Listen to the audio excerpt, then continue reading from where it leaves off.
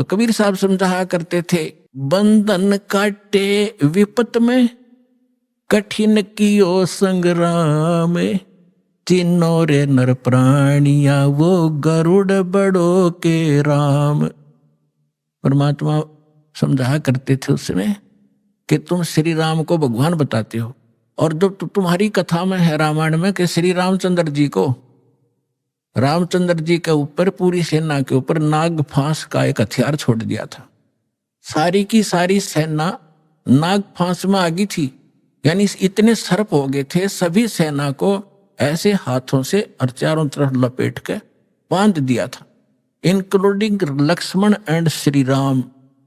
पर ऐसे खड़े थे, ऐसा है हुए सारे, जैसे ईंख बांध दिया करें, और सारी सेना खड़ी खड़ी देखा कि काटेंगे ये सारे राक्षस हमें। तब न्यू कहे हैं कि गरुड़ से पुकार करी गई। गरुड़ वो पक्षी जो श्री रामचंद्र विष्णु जी का वाहन बताते हैं। गरुड़ आए, गरुड़ ने फिर उनके नाग काटे, सारे नाग मार दिए। जब भगवान श्री राम बंधन मुक्त हुए, परमात्मा कहे फिर बंदी छोड़ कौन होया? गरुड़ हो गया, तेरे राम का भी बंदी छोड़। काटे बंधन विपत में, वो कठिन कियो संग्राम, चिन्नो रे नर प्राणिया, ये गरुड़ बड़ो के राम। एक गोवर्धन पर्वत को उठा लिया श्री कृष्ण जी ने, तुमने भगवान मान लिया। गोवर्धन श्री कृष्ण धार्यो, द्रोणगिरी हनुमंते, शेष नाग सब सृष्टि उठारा, इनमें कौन भगवंत। क्या एक पहाड़ को उठाने मात्र से भगवान की संज्ञा में ले लिया, समर्थ मान लिया तुमने? तो तुम्हारी कथा तुम लोकवेद सुनाते रहते हो कि शेष नाग ने सारे ब्रह्मांडों को सिर पर रख रखा है, फिर और हनुमान जी ने द्रोणागिरी उठा लिया था, इनमें कौन सा भगवान? ये भगवान की पहचान नहीं, जो तुमने पैमाना ला रखा है, ये भगवान मापन का नहीं है। फिर कहते हैं समुद्र पाट लंका गयो, यो सीता को भरतार, अगस्त ऋषि ने ये सातों पी लिए, इनमें कौन करतार। होय होय, ऐसे सटीक प्रमाण दे रखे भगवान ने, फिर भी हमारी आंखें नहीं खुली, क्योंकि हमारी बुद्धि काल के प्रभाव से इतनी दबी हुई थी। परमात्मा ने कहा कि तुम्हारी बात बड़ी करता हूं कि श्री रामचंद्र जी ने समुद्र पर पुल बनवा दिया, इसलिए आप उसको भगवान मानते हैं। वैसे तो यह कहानी न्यारी है, दास बताता रहता है। ये खुद भगवान कबीर साहब गए थे एक महात्मा मुनिंद्र के रूप में, और इनकी अर्ज पर एक पत्थर को, एक पहाड़ को हल्का कर दिया था, चारों तरफ रेखा खींच दी थी कि ये फ्लोटिंग हो गया है, अरे ले जाओ पुल बांध लो। श्री राम के बस का ना था समुद्र पर पुल बनाना। तो परमात्मा कहते चल तुम्हारी बात बड़ी मानते हैं, वह तो बात तुम्हारे कहां समझ में आवेगी कि समुद्र को पाट के, यानी उसको पुल बना के छाप के, और लंका गया था कौन? तुम्हारी सीता का पति राम। अगस्त ऋषि ने तुम आप बताओ सातों पीढ़ी घूट में, इनमें कौन सा भगवान?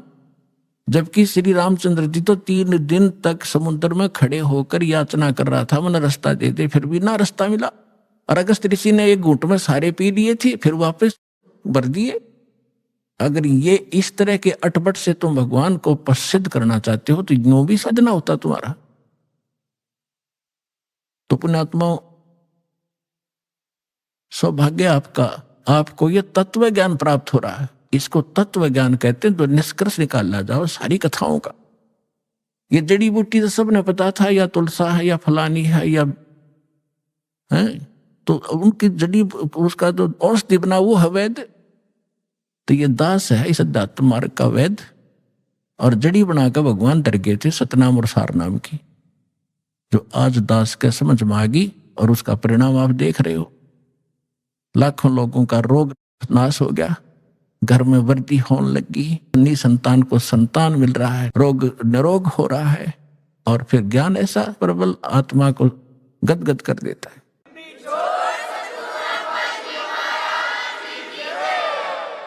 अपने आत्मा धर्मदास जी को परमात्मा ने तो थोड़े उदाहरण दिए थे दास ने, क्योंकि वो तो भगवान थे। अपने बारे में कहे तो ना समझ में आओ इसीलिए एक गुरु की, एक दास की आवश्यकता होती है जो आत्मा और परमात्मा का मिलन करवावे। तो ये दास है इस विश्व में, परमात्मा से मिलाने वाला, सच्चा ज्ञान बताने वाला और काल के बंध से छुड़वाने वाला।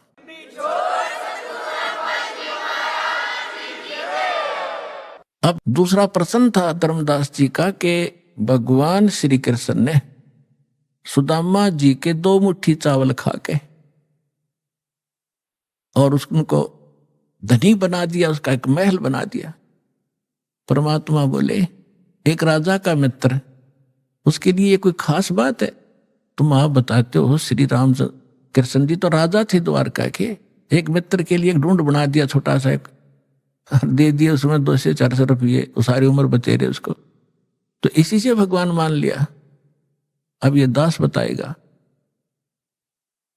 अपने आत्मा वैसे थोड़ी सी जो शिक्षाएं हैं, क्योंकि जो हम पहले ज्ञान सुना करते थे वो ज्ञान समझ लो प्राइमरी स्तर का था।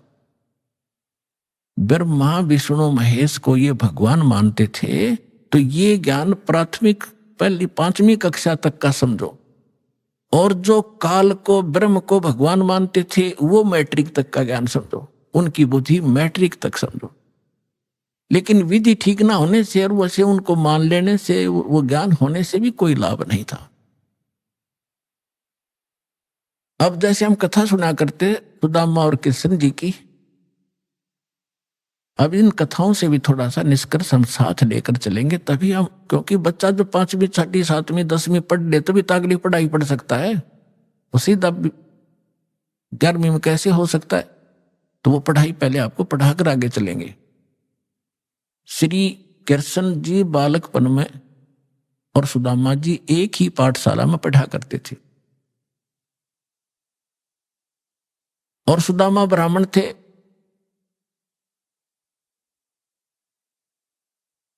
और ब्राह्मण भगवान के ज्ञान से अवश्य परिचित होते हैं। उनको ये मालूम होता है कि जो जैसा कर्म किया हुआ है वैसा ही फल मिलता है। सुदामा और कृष्ण अपनी शिक्षा पूरी करके अलग अलग वो द्वारका के राजा बन गए। वो अपना एक ब्राह्मण, गरीब निर्धन ब्राह्मण था, 3-4 बालक थे, निर्वाह बिल्कुल नहीं चल रहा था, कई बार तो भूखे रह जाते थे, बच्चे भी रोया करते थे रोटियों को। अब सुदामा गणा निर्धन था, उसकी पत्नी बहुत बार कहा करती थी कि आप कहते हो श्री कृष्ण राजा हैं, वो मेरे क्लास फेलो थे, तो क्लास फेलो की तो क्लास फेलो गणी इज्जत करा करे, आप जाओ कुछ धन मांग लिया, आप तो ब्राह्मण हो। सुदामा ने कहा ब्राह्मण का काम मांगने का नहीं होता, भिखारी का होता है, मर जाऊंगा पर मांगूंगा नहीं। लेकिन उस मिश्राणी के घड़ा कहने से, बार बार कहने से वो विवश हो गया कि चल या कहती हो तो मैं चला जाता हूं पर मांगू कति नहीं। वो कहा करता था सुदामा कि मेरे भाग में नहीं है, मैंने पिछले जन्म में धर्म नहीं करा, क्या कोई पुण्य नहीं करा, जिस कारण से मैं निर्धन हूं। अगर मैंने दान किया होता मैं निर्धन नहीं होता, और आज मुझे ज्ञान है तो मेरे पास धन नहीं, मैं तो दान कर दूं। अब जब वो चलने लगा, जैसे आज आप जी भी जाते हो कि रिलेटिव के पास, मित्र के पास कुछ फल ले जाते हो, तो पहले कोई कसार ले जाया करता था, कोई चावल भून के ले जाता था। तो ऐसे वो कुछ चावल बांध दिए अगले, और तो हमारे पास कुछ है नहीं, अपने मित्र के पास यही ले जा। और फटे पुराने कपड़े जैसा भी है वो वहां चले गए। अब श्री कृष्ण जी ने उसकी हालत देखी, पूछा कि आओ मित्र, बहुत दिनों में मिले और क्या हाल है परिवार का? तो श्री सुदामा जी ने कहा जी ठाठ है, भगवान की दया से कोई कमी नहीं किसी वस्तु की। लेकिन वो तो समझ गए थे, जिसी बालक थोड़े थे श्री कृष्ण जी, 3 लोग के मालिक हैं, वो समझ गए कि तो दुखी गणा हो रहा है। 7 दिन रखा वहीं पर कि बैठो, नहाओ धो, रोटी खाओ, अपने हाथों उनके शरण दोहे मित्र गए। अब 7 दिन के अंदर विश्वकर्मा को बुलाकर वहां महल बना दिया, पीछे थे, धन दे दिया, एक मेरे मित्र के पास भेज दो और उसको आजीवन धन दे दो। अब उधर से सुदामा जब चलने लगा, 7वें दिन के मित्र में जाता हूं, बच्चों की याद सता रही है। अच्छा जाइए, उसके कपड़े सफेद बढ़िया बनवा दिए, पना दिए उसको। लेकिन चलते समय भी ये नहीं कहा कि मैं कुछ लेने आया था। लेकिन मन में दोष जरूर आ गया थोड़ा सा कि काहे का मित्र है, इसको नहीं पता मेरी क्या हालत थी और मेरे से पूछा क्या हाल है, इसको खुद सोचना चाहिए था। ये इतना दोष आया था। रास्ते में क्या हुआ कि बदमाश लोगों ने देखा कि वो सेठ आवा है, अच्छे काचे कपड़े पहन रहा नए नए, उसको जाते ही पकड़ लिया। वह कपड़े भी उतार लिए सारे, जेब में कुछ था ही नहीं, वो उठा ले गए। अब फिर उसके मन में आई कि भाई गलती करी मैंने, मित्र का ये आलोचना करी जिसकी सजा मुझे ये मिल गई। क्योंकि हम भगत आत्मा इसी हिसाब ला लिया करन तुरंत। तो अब लंबी कहानी ना कहूं, दास ने उसने आकर देखा कि महल बना है, बड़ा खुश हुआ, लेकिन मांगा नहीं। इसको ब्राह्मण कहते हैं। अरे ये ब्राह्मण इतने दर्दे तेरे नहीं हो जाएगा, तेरे पर करड़ाई आने वाली है, ये कर दे फलान कर दे, श्राद्ध निकलवा ले, मेरी दक्षिणा इतनी दे दे, ये ब्राह्मण नहीं है। अब देखो, एक तुम भगवान मानते थे श्री कृष्ण जी को उर्फ विष्णु जी को, विष्णु ही श्री कृष्ण मानते हैं, और उन्होंने कितनी सहायता दे दी सुदामा जी को। एक मकान बना दिया छोटा सा पक्का, और एक जीवन का निर्वाह भी दे दिया। ना तो मोक्ष श्री कृष्ण का और ना मोक्ष सुदामा का। अब उस समर्थ परमात्मा ने क्या दिया, एक तैमुरलंग नाम का एक लोहार था मुसलमान धर्म में, और वो बहुत निर्धन थे, भेड़ बकरियों का पाली जाया करता था, साहूकार लोगों का। उससे उस समय ये नोट नाट नहीं हुआ करते थे, बस दाने दे देते थे, कणक दे देते थे आपस में। 2 माँ बेटा थे, पिता की मृत्यु हो चुकी थी। इतना निर्धन थे कि बस हैंड टू माउथ ही थी। उसकी माता बड़ी भाग्यवान थी, बहुत धार्मिक व्यक्ति की थी। कोई भी रास्ते चलता व्यक्ति आ जाता था, उसके घर पे खाना खाए बिना जान नहीं देती थी। कई बार तो ऐसी स्थिति देखी है उन्होंने कि अतिथि आ गया, तैमुरलंग के संस्कार बढ़िया बने हुए थे, और माँ ने रोटी बनाई, घर में एक अतिथि की रोटी थी, उसी अतिथि को खिला के स्वयं दोनों माँ बेटा भूखे सो जाया करते थे। ऐसे संस्कार उसके अंदर पड़े हुए थे। और ये पिछले जन्मों से परमात्मा के हंस थे तैमुरलंग भी, लेकिन हम बीच में गलती कर जाते इसलिए भटकते रहते। एक दिन तैमुरलंग बकरियां चरा रहा था साहूकारों की स्वयं पाली बनकर, और जो खाना लेकर गया था घर से वो खा चुका था। अब परमात्मा उसी समय जिंदा महात्मा का रूप बनाकर उस पाली के पास पहुंच गए। तैमुरलंग के पास वृक्ष के नीचे बैठा था, बकरियां चर रही थी, कुछ वृक्षों के नीचे बैठी थी। तो तैमुरलंग ने कहा कि महात्मा, संस्कार थे माँ के कि कोई भी अतिथि मिल जाए बेटा भोजन की अवश्य प्रार्थना करना। क्या महाराज खाना खाओगे? कहाँ बेटा, भूख लगी है। उसने कहा महाराज थोड़ी देर लेट आए, थोड़े से मैं भोजन खा चुका हूं, और अभी मैं घर से लाऊंगा, सामने घर है, थोड़ी दूरी पे है हमारा घर गांव में, और अभी लाता, मेरी माँ बहुत अच्छी है, जाते बना देगी। और ऐसे करना भगवान, मेरी बकरियों का ध्यान रखना, हम गरीब बहुत हैं, एक बकरी भी इधर उधर होगी तो मैं पूरी नहीं कर पाऊंगा धनी की, मुझे बहुत दुख होगा। परमात्मा बोले बेटा चिंता ना करें, मैं खूब रखवाल करूंगा। वो घर गया, माँ से प्रार्थना की कि ऐसे ऐसे राह चलता संत है, भूखा है माँ ने जब घर में इतना आटा था केवल 2 रोटी बनाई, 2 ही रोटी बनी, दोनों रोटी बना के लेकर आएगी। माँ ने कहा कि बेटा मैं भी चलती हूं, तू मैं बर्तन ले आऊंगी, तू वहां अपना रखवाली करना, पाली रहना। दोनों आगे दर्शन भी करके आऊंगी साधु के। अब साधु को सामने बैठा देखकर माता ने कहा ले महाराज रोटी खा लो। परमात्मा खाना खान लगा तो इतने में माई ने 3-4 बार प्रार्थना कर दी, महाराज हम गढ़े गरीब हैं, हमारे पास तो कई बार भोजन भी नहीं होता, दया करो, कुछ आशीर्वाद दो, हमारा गुजारा ठीक चले। परमात्मा ने खाना खाया, इतने 4 बार प्रार्थना कर दी, 4-5 बार। परमात्मा खड़े हुए, एक बकरी बांधन की बेल पड़ी थी, पतली सी लोहे की बेल होती है जैसे पशु बांधा करें, उसको ऐसे 4 बार मोड़ लिया, वह इतनी रहेगी। रोटी खा के पानी पी कर लोटा खड़े हुए साधु, और उस लड़के के सिर पर हाथ धर के कड़म मारी, 7 मारी। 7 सांगल वो बेल मारी कड़पे 1 2 3 4 7 तक गिनी। माई ने सोचा बाबा जी मेंटल है और मैंने घना छेड़छाड़ दिया, जो दुखी हो गया, बेटे को कूटने लग गया। तो माई ने पूछा महाराज मेरे बेटे ने कोई गलती कर दी? अक नहीं माता, तेरे बेटे को 7 पीढ़ी का राज दे दिया मैंने, 7 पीढ़ी का राज बख्श दिया है और उसके बाद तेरा राज टुकड़ों में बट जाएगा। माई ने सोची बाबा सचमुच मेंटल है। फिर मारी थी बच्चे का 5-4 मुक्के, 1-2 लात मारी कि ये लात मुक्के इसलिए मारे हैं, फिर तुम्हारे टुकड़ा में राज बट जाएगा। तैमूर लंग से लेकर औरंगजेब तक दिल्ली की राजधानी पर, राजगद्दी पर तैमूर लंग के वंशजों ने 7 पीढ़ी ने राज किया। औरंगजेब के बाद ये टुकड़ों में बट गया था। इतिहास गवाह है।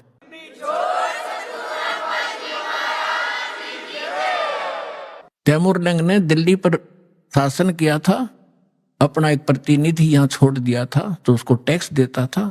उसके बाद उसका तीसरा पोता बाबर दिल्ली का बादशाह बना था।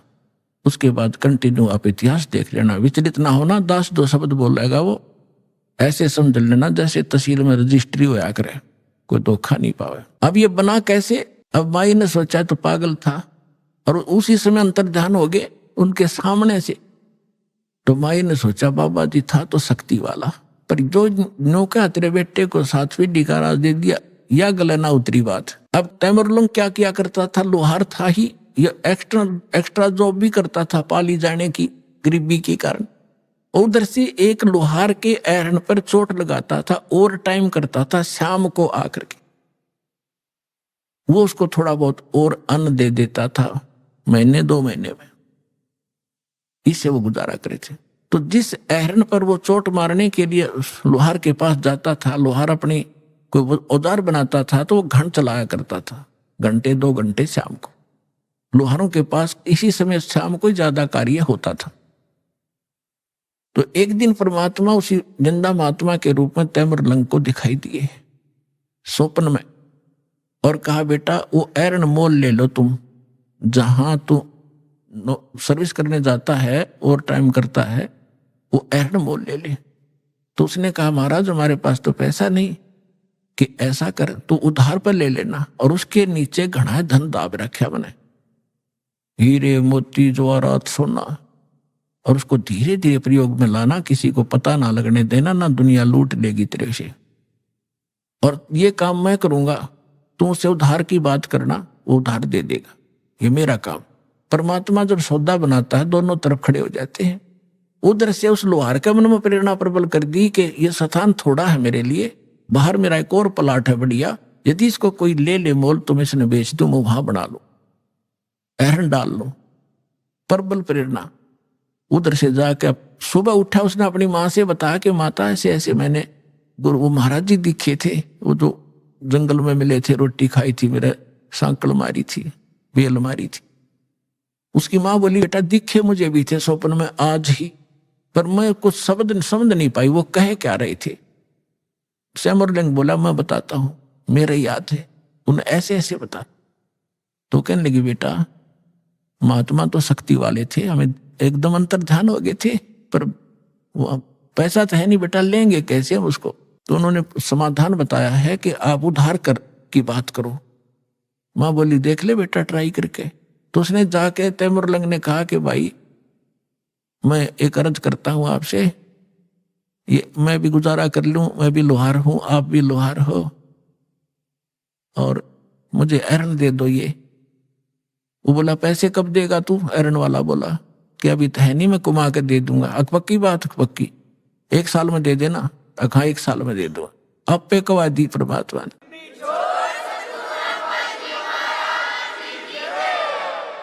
तो तैमूर लंग के ठिकाना नहीं रहा खुशी का, एरन भी छोड़ दे, एरन भी छोड़ दूंगा, पुराना हो रहा है। वहां जाके अपना नया गार्ड लिया एक लोहे का लठ उसने, और वो वहीं छोड़ गई। माँ बेटा ने चारों तरफ 4 द्वारी बनाई, कच्ची ईंटें बना बना कर कुछ, उस पे एक झोंपड़ी सी डाल ली और एरन बाहर रख लिया। नीचे से खोदा तो नो का नो धन पाया उसने। अपने आत्माओं, उस समय जब ये पाली जाया करता था तैमूर लंग, उस समय उसने एक घटना देखी थी जो उसके हृदय को छू गई थी, वो मिट नहीं रही थी हृदय से।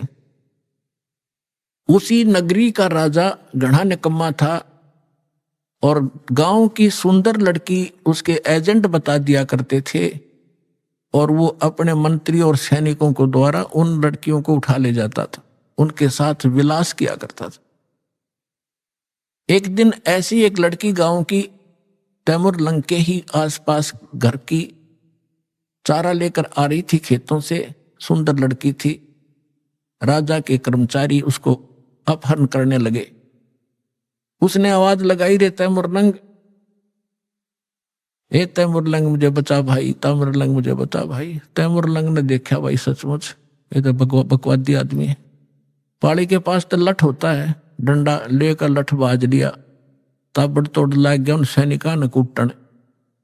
वो 4-5 थे, वो अकेला था, तो उन सैनिकों ने उसको इतना पीट दिया, मार दिया, कति खत्म करके डाले गए, पीठ छेद कर लड़की को उठा ले। जब वो होश में आया उसके बाद उसने एक प्रतिज्ञा कर ली कि यदि मैं राजा बन गया, इसको सबक सिखाऊंगा इस राजा को। अब राजा की सपने भी नहीं, पर मन में तो आवे है सब कहिए बात।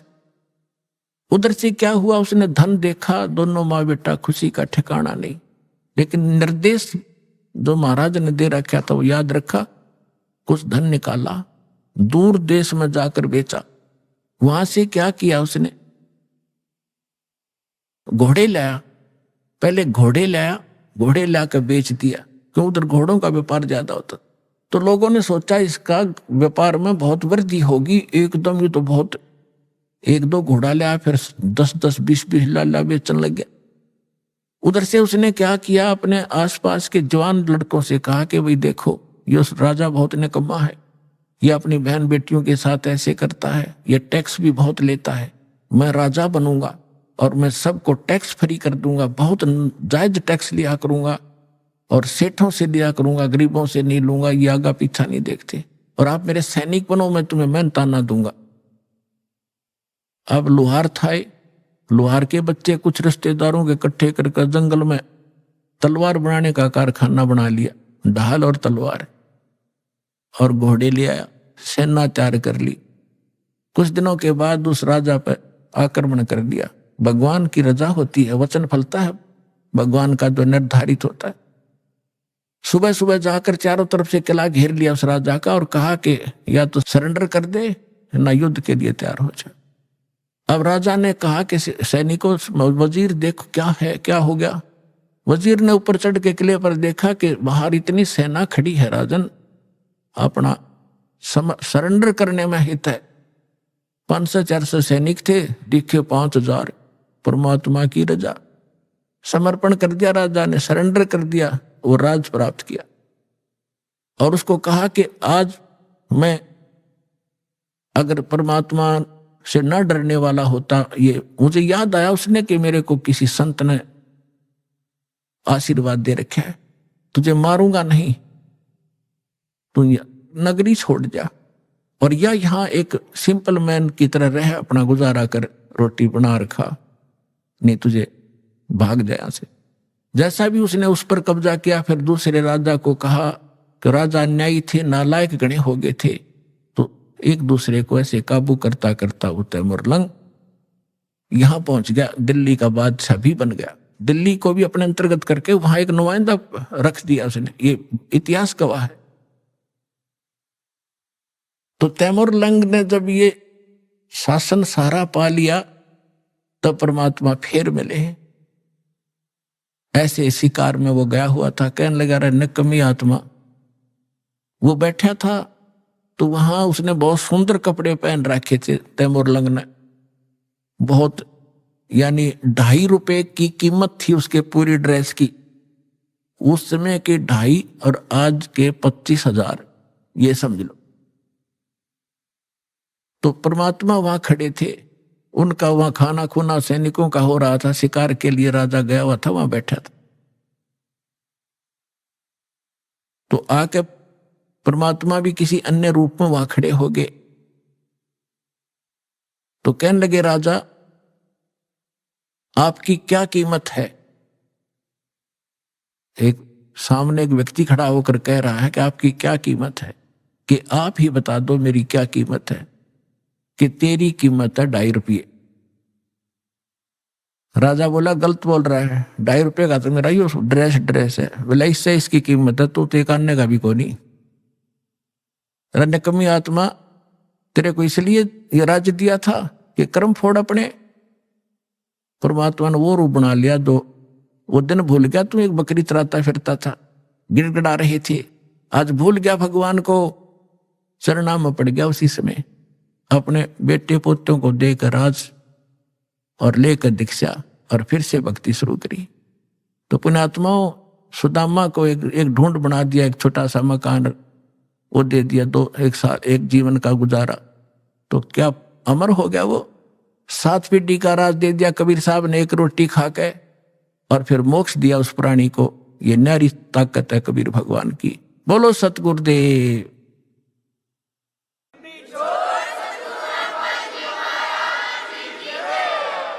समर्थ का शरणाग हो रंग होरी हो, कदे न हो एकाज राम रंग होरी हो। कि ऐसे समर्थ की शरण प्राप्त करो, यहां रहोगे तो जब तक मौत से रहोगे कोई आपत्ति नहीं आने देगा, यदि मर्यादा में रहे। और सतलोक जाओगे सदा का सुख हो जाएगा।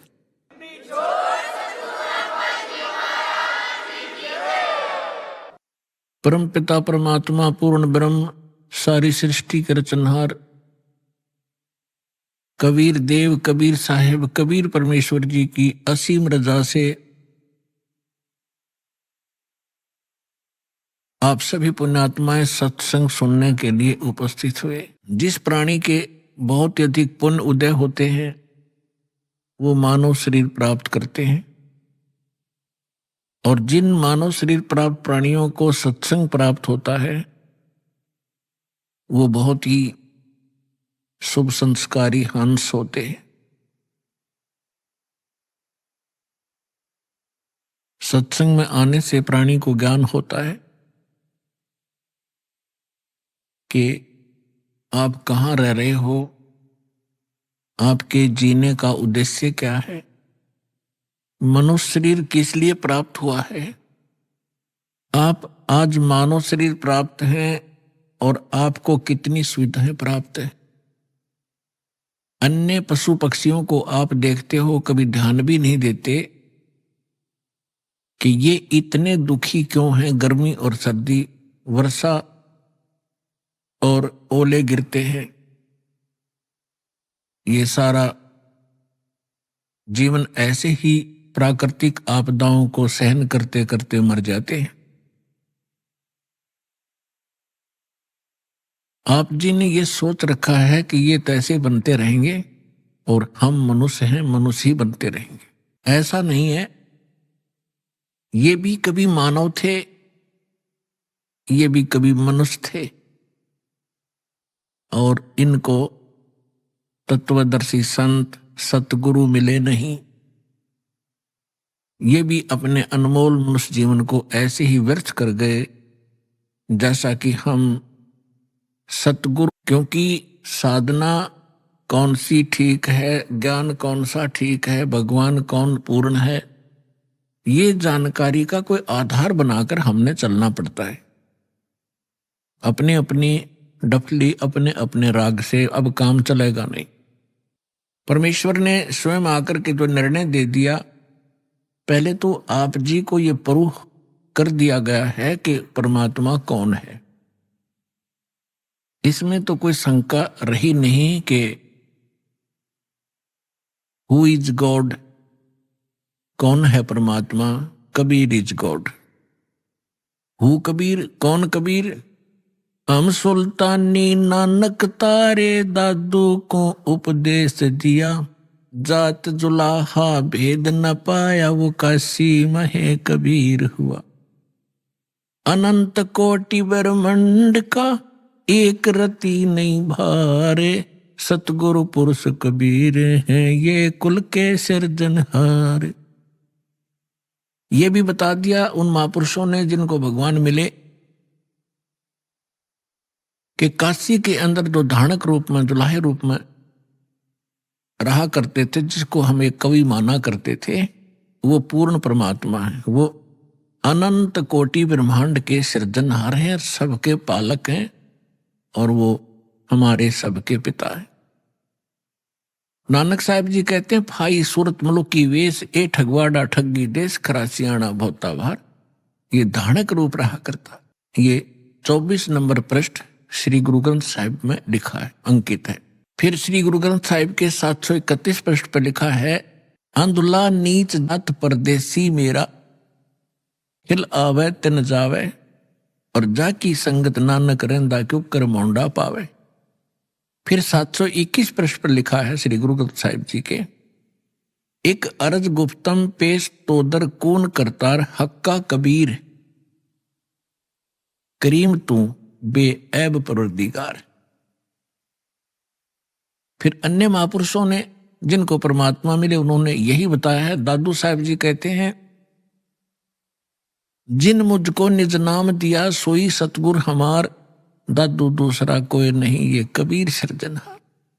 और भी जितने महापुरुष हुए हैं, उन्होंने परमात्मा कबीर जी को ही परमात्मा बताया। हमारे वेद भी परमात्मा को कबीर देव कहते हैं, कबीर साहब कहते हैं, और कुरान शरीफ के अंदर उनको अल्लाह अकबर, अल्लाह कबीर कहा है। तो कहने का भाव ये है कि वो कबीर इज गॉड। और गीता के अंदर, गीता अध्याय नंबर 4 के श्लोक नंबर 32 और 34 में स्पष्ट किया है कि वो परमात्मा अपने मुख कमल से यथार्थ ज्ञान बोलता है, उच्चारण करता है।